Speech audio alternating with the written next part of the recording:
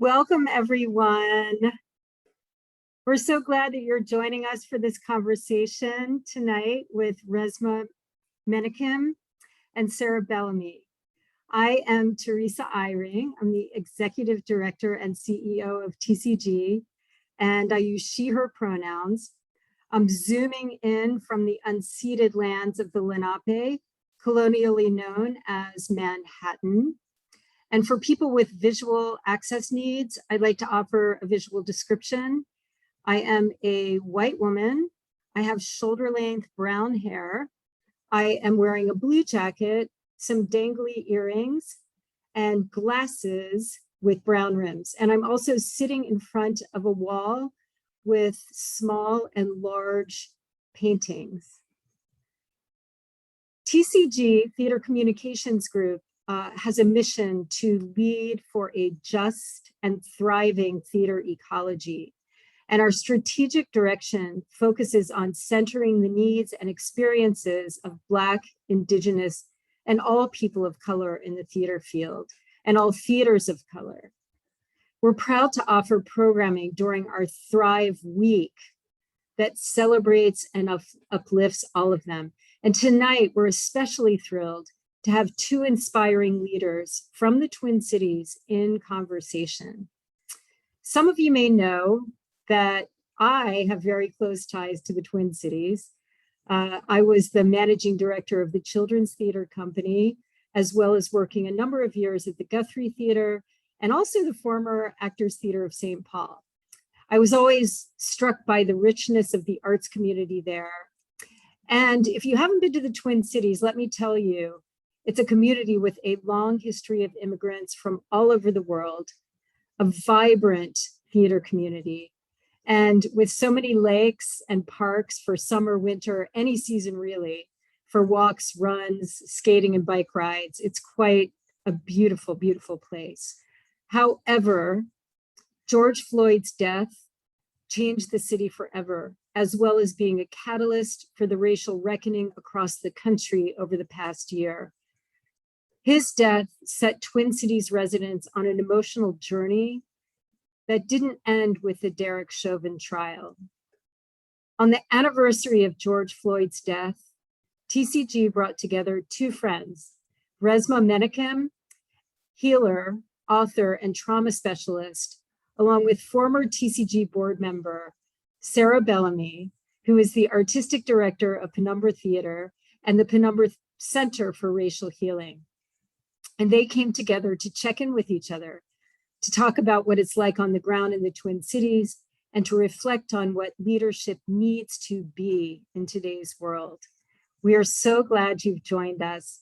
And with no further ado, welcome Sarah and Resmaa.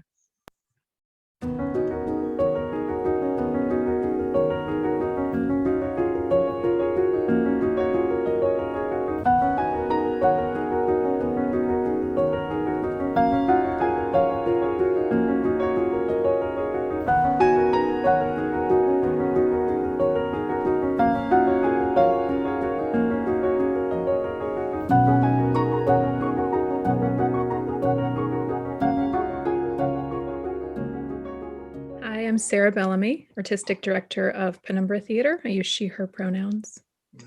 I am Resmaa Menakem. I use he, him, Black body pronouns. I'm so happy to be here talking with you, Resmaa. Me too, sis. Anytime I can get on with you and talk about meaningful stuff is good for me. So it nurtures me. So cool. Me too. Me too. How are you doing right now? This is the week, right? Yeah. 1 year out. Yeah, 1 year out.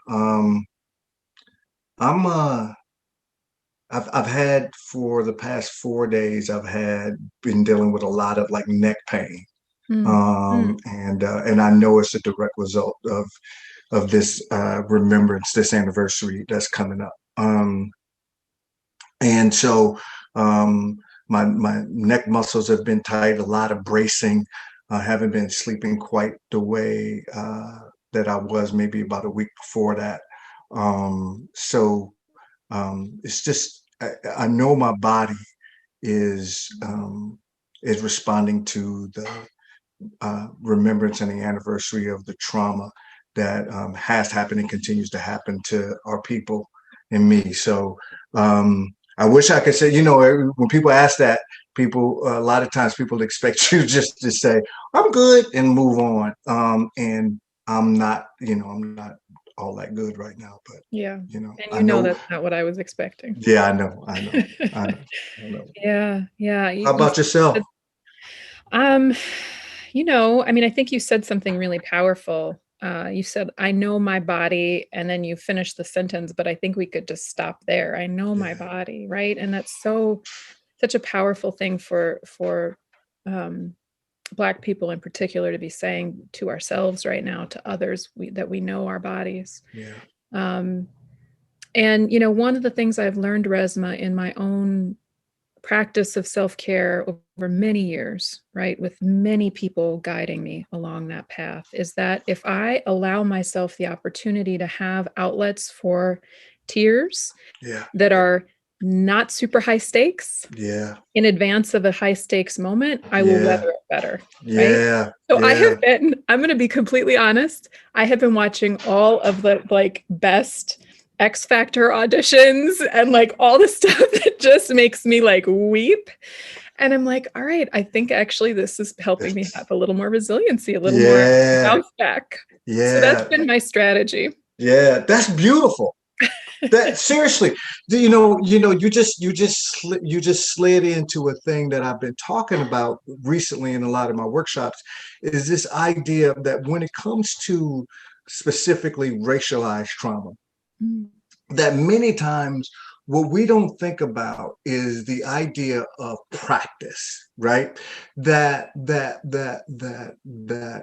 it's what I call invited reps and life reps. So life reps is what's happening to us right now in terms of our community, in terms of this year, right? That life reps are those things that happen that have so much energy and so much weight to them that they can overwhelm you very easily.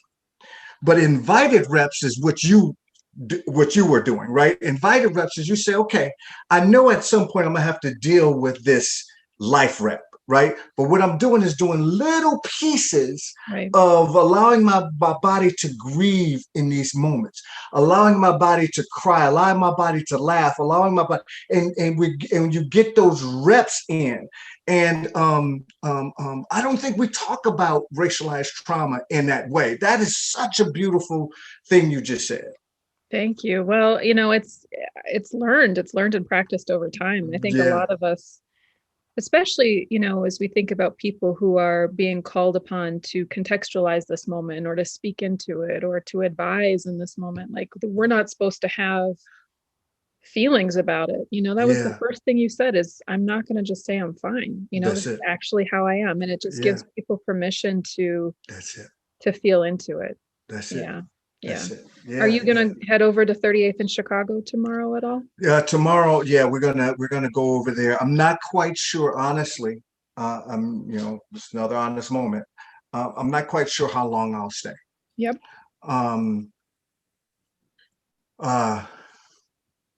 I've been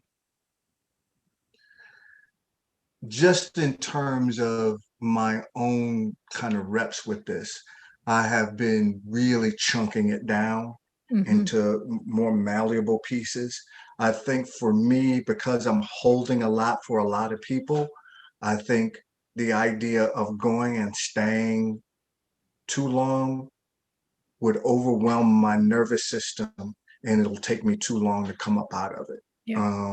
And so, it's not just going to 38th, it's going to 38th and dealing with the historical stuff of what 38th means. And I don't mean historical stuff just in terms of the last year. I mean, the Black body being destroyed since it came here.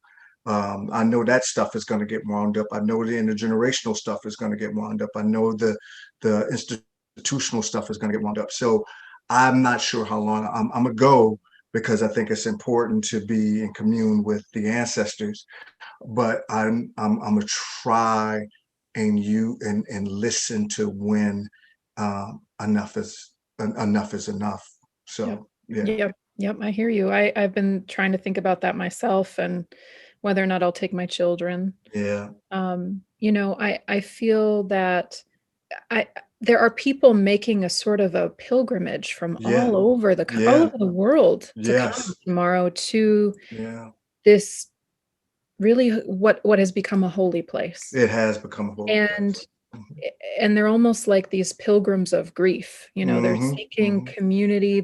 Like this is an opportunity to touch living history, right? Yeah, yeah. And so when you speak about how all of that becomes, it's very difficult to disentangle that because it is all Hmm. connected. And That's that's one exactly of the right. things I love about your work is that it's one of the reasons I love August Wilson's work Yeah, is that yeah, we always go back to that original yeah, harm, right? yeah, And talk yeah. about how that's alive in our present moment. Exactly right. Exactly right. The idea of liberation is not just a bumper sticker. It's not just a black fist in the air, right? The idea of liberation is to be liberated means to have a sense of resource, a sense of freedom, a sense of understanding. But you don't get that just by wishing it.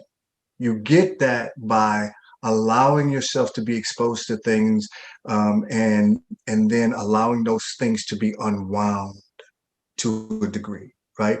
Not cured, but just unwound. You begin to learn and develop a certain degree of discernment, and and you begin to learn how to cultivate resource, and tap into both individual and communal resource.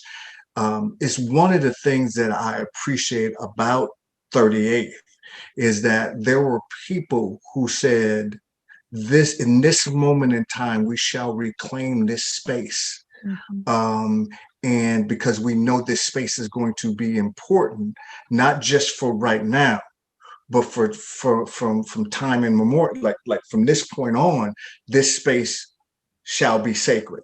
Mm. We're not asking for permission to do this. We are not we are not saying we need others to do this for us. People decided that that was sacred and made it so. And now the whole world sees that as a place to come to commune with our ancestors and commune with each other because both are needed, right? And I just think that is just a beautiful thing when it comes to our liberation. Is nobody asked somebody else if they could, right? They said this is important, and we are going to make it so. Yeah. You may not be able to at this point. You may not be able to understand the significance of what we're doing, but we don't really care whether or not you understand that now. And now a year later, we so understand Yeah. why they did what they did, Yeah. and are so glad that they are doing it. I mean, I think this is one of the old sayings, you don't ask for your freedom, That's right? right. You can't Exactly. ask for your freedom. And I remember, in the circle there, right in the intersection, that huge planting that they Yeah. put, and Yeah. it was like, we are going to grow life here. That's it. That's it. And I remember the city wanting to bring the bus line back through. Yep. And they were like, but there's life standing in the way, That's so right. you can't do that. You can't do I that. mean, that's just, and the other thing, Resmaa, that tripped me out that I think a lot of people who may be tuning in to listen to this don't know is that when at George Floyd Square, there was a prototype of a Black Power fist, a wooden Mm-hmm. prototype. Mm-hmm. It was replaced some months ago by an iron Mm-hmm. version of it. And when Dante Wright was killed, the artist took the wooden prototype to Brooklyn Center, and a neighbor volunteered to put it into their yard so it would be on private property so nobody could remove it. And it stands there today. So we're connecting these really powerful spaces and we're reclaiming them. But Resmaa, my God, I wish it didn't take death to do that. You know, Why is that the moral high ground that we need? Why does it because have to get that deep? Because the Black body is where America has always done its dirt. The indigenous body is where America has always done its dirt. Um, you know, my book, My Grandmother's Hands, one of the things that whenever reporters ask me about the book, they're like, it's just such a fabulous book, and da da da da da. And as they're saying it, there's a part of me that it took me a while to unwind, to figure out what was reverberating with it, right? Because something about it, I felt like, okay, they recognize the book, but then there was another part that felt constrictive, right? It felt like something gripped, and it took me a while to figure it out. And what I figured out was that My Grandmother's Hands was written in 2017. It didn't actually take off and get on the New York Times bestseller list and all that. It didn't actually take off until last year, right? When Sister Breonna got murdered, when Brother Floyd got murdered, right? That's when it started taking off. And I always say that the success of my book, I hope someday that as I continue to write more books, I hope someday that the success of my book is not predicated on the Black body being destroyed. Yes. I realized that it with My Grandmother's Hands, that is what happened. And I always say that my book was the success of it is directly attributable to those ancestors being destroyed. And I hope and I want my books at some point not to be tied to that. We're not there. This society created something.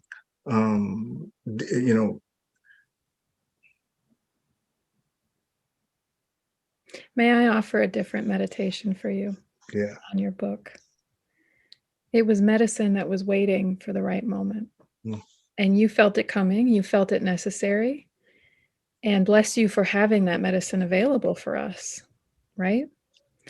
The other profound thing that I celebrate every time I tell people, number 4, right, on the New York Times bestseller list, that we are listening to Black writers. We don't need this translated by white folks, right? Because how many white folks have made so much money that saying things that Black folks have been saying a long time. Exactly right. So I am proud of your success, and I am grateful that your medicine was available to us and that you sensed into the need for that.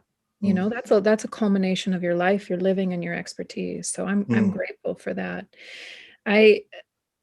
I feel like a lot of leaders may be shouldering some of this, of what is I see on you right now. It's like this moment I am experiencing elements of celebrity or personal gain out of this deeply painful moment, but there's also a unique preparation. That is a balance there. So how do leaders step into this moment and lead authentically? And I mean, I know we're figuring it out as we go, obviously. But is there anything that you've learned in the last year that you could share? One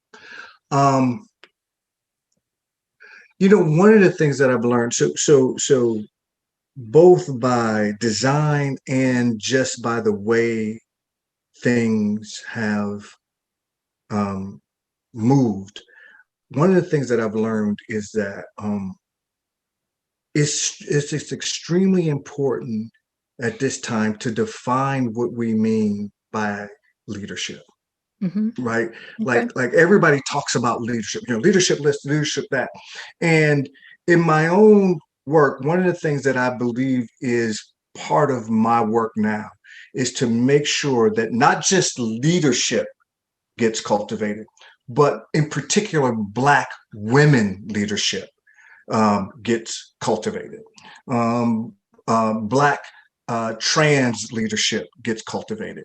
Black femme leadership gets cultivated. The reason why I say that is that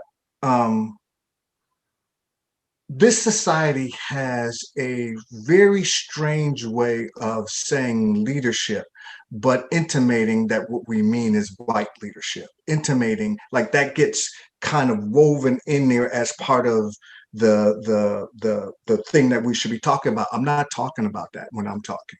I'm very clear, specifically around Black female leadership, that it is, I believe it is my role is to help usher Black female leadership into existence in a way that that says that if we're going to get through this thing, it's going to be because we right order things. And here's what I mean by that, is that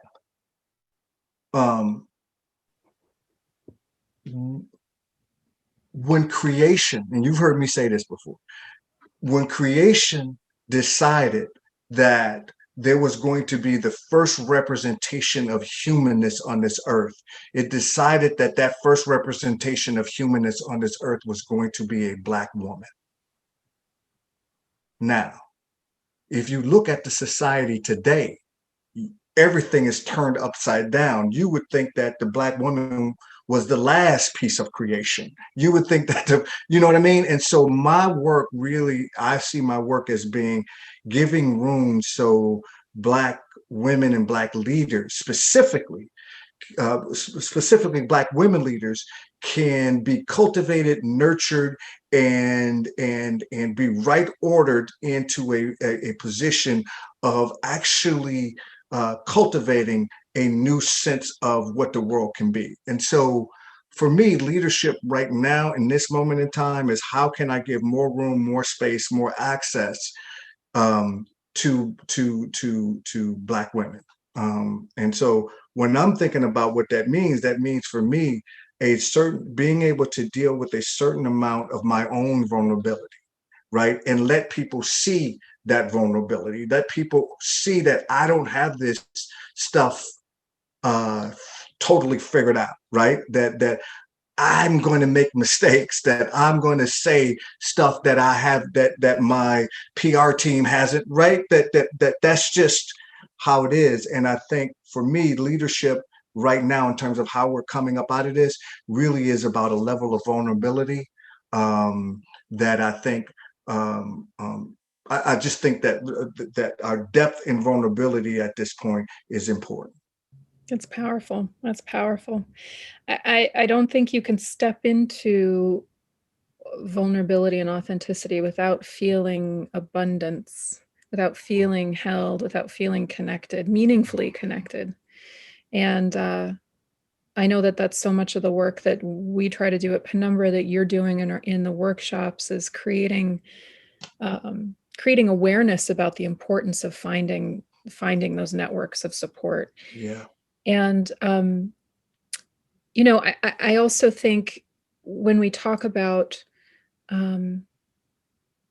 this notion of leadership, often I think you're right that there is sort of a proximity to power as it has existed, right? Yeah. Like if we mimic that will somehow get us closer to it. And Yeah. everything, all of our systems, all of our life systems are showing us, no, we need a different way. And in fact, so many of the ways that were before those destroying, dying forces were,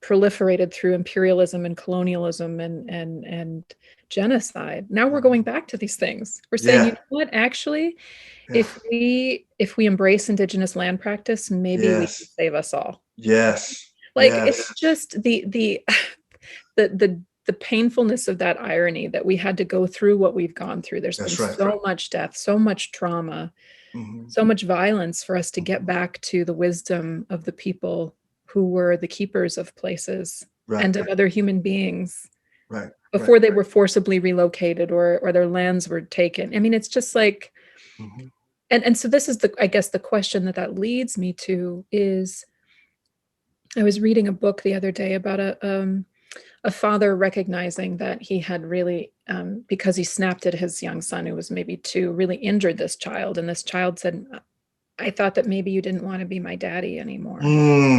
And so he knew to go to the baby and say, I had a moment of anger and I love you, and, reaffirm that bond. But he said, what it provoked in me is the shock of realizing that so often we ask the wounded to do our work, to invite us to restoration rather than moving into it. Yeah. And Resmaa, there's got to be a constant awareness for you that you are doing a lot of work for other people, right? And what are we going to require of people who are white, right? Who are not Black, brown, indigenous folks? Right. Right. What are we going to ask of them going forward? Do their damn work. Okay. I mean, so one of the things that I've been saying is that white folks are going to have to get more comfortable with other white folks. They're going to have to get comfortable with beginning to deal with that stuff that they have never dealt with amongst themselves, and created a off-ramp through our bodies. Right. Elite white bodies set up this really nice thing for poor white bodies, never to deal with their own trauma, with their own fleeing, with their own pieces around fawning towards power from elite white bodies. They never dealt with that. Most white people that are listening to this thing are descended from white folks who were fleeing something. That fleeing never got dealt with, and then created a whole system around helping white people not deal with that fleeing and blowing all of that 1,000 years of trauma through our bodies. So right now, what's being asked of white folks is to slow down, stop virtue signaling, start beginning to actually do the work with other white bodies, so they don't pass this idea of white body supremacy down to their children's children. Right? There has to be a lifelong commitment, not a lifelong commitment to things like inclusion, not a lifelong commitment to diversity. That's not what I'm saying. I'm saying a lifelong commitment to ushering in a living, embodied anti-racist culture and practices within the collective white communities. Right? That has never existed here. And so for me, if you're in theater and you're the head of some organization, you're a white head of some organization, and you're not doing your work literally around ushering that in, then you are part of the problem. Straight up. I agree wholeheartedly. And your proximity towards Black playwrights, Black actors, Black the people who do the behind the scenes, your proximity does that, your niceness or your kindness towards those people is not the same as anti-racist work. It's not the same thing. And so for me, this is important in terms of what we're coming out of right now. We're coming out of a place to where your niceness and kindness is inadequate to deal with the level of brutality and terror that our people have experienced and continue to experience at the hands of the state. And if you're not doing something about that, other than just doing plays, other than just doing theater work, it's not enough. It's inadequate. That's right. That's right.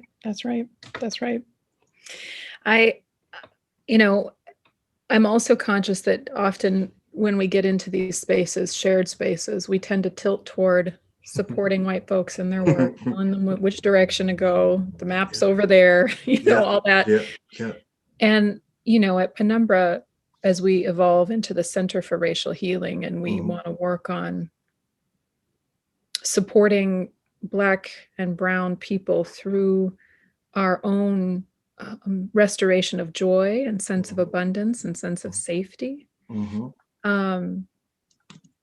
There are so many amazing leaders in this field, Resmaa, in theater, who are, people of the global majority, people of color,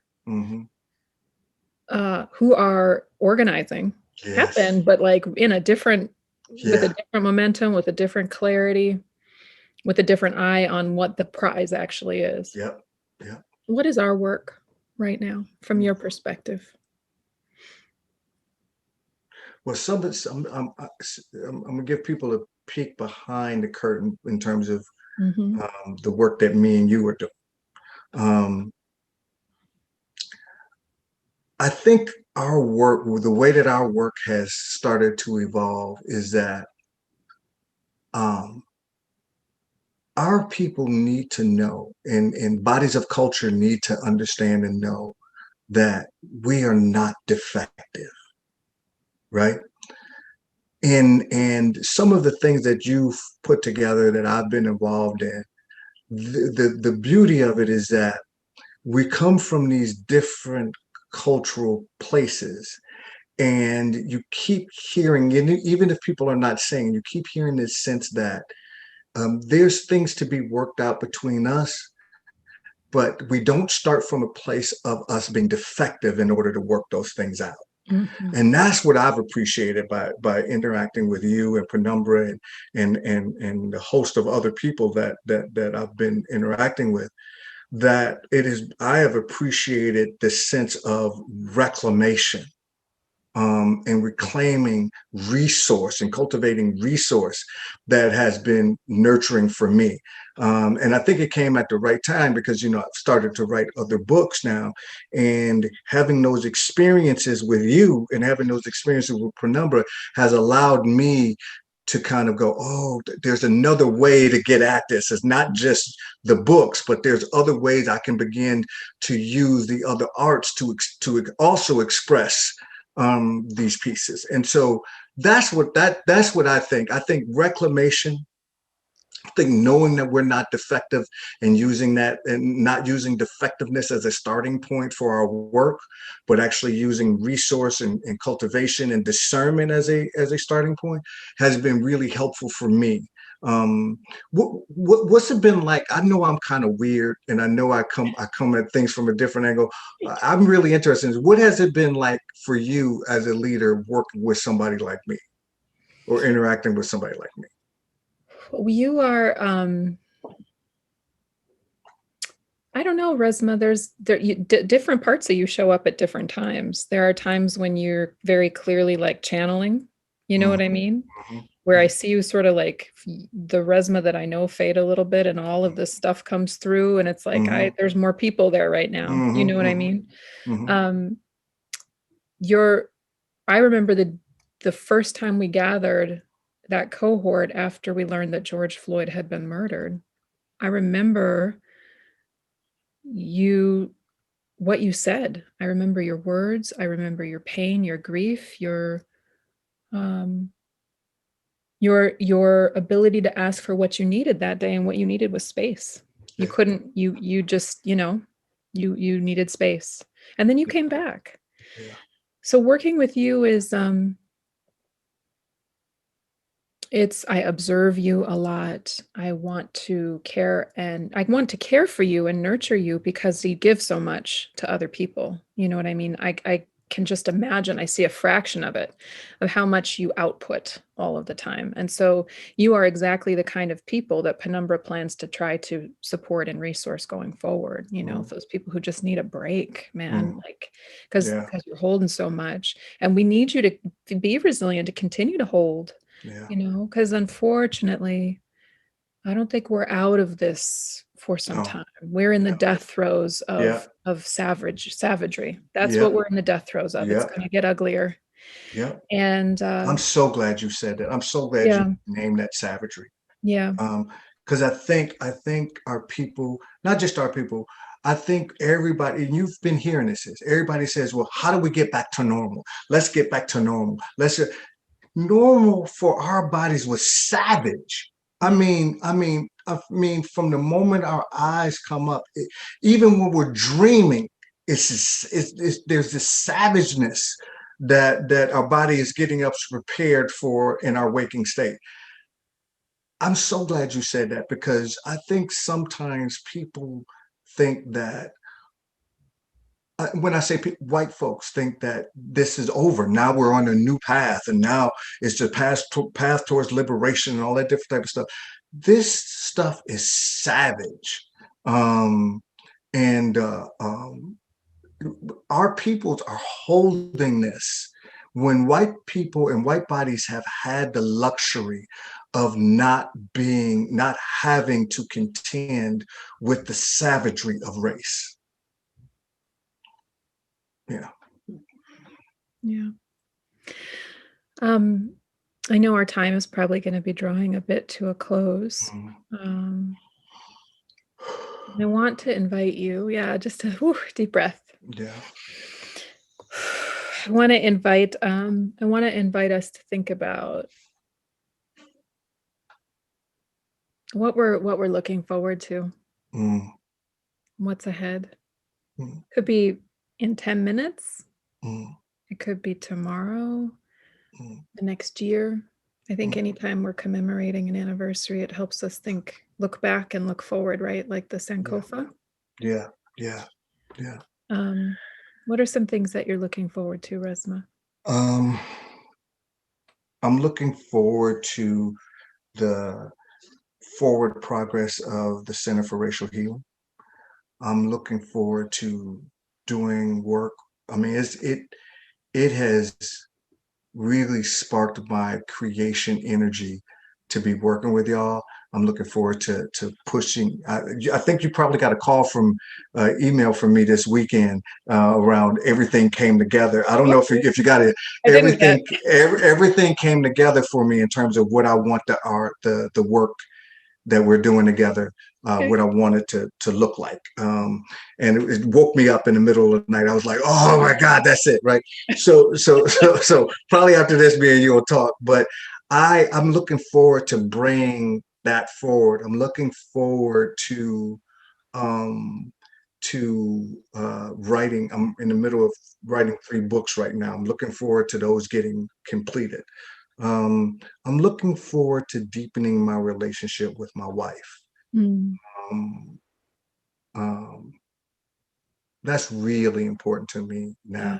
We're like 30 years into this stuff, me and her, and we're just starting to get our rhythm with each other. And that sounds really weird. I know people 30 years, you just got it licked.